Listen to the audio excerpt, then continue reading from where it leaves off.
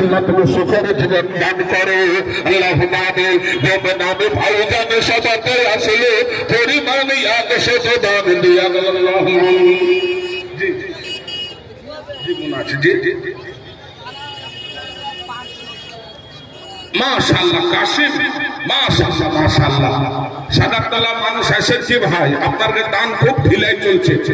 মানখে নিচে টলা এখন 1 নম্বর লিস্টে চলছে আলহামদুলিল্লাহ আর 10-20 ঘর দিয়ে দিলে হল মনে হয় 50-60 ঘর ওরই দান হয়ে গেল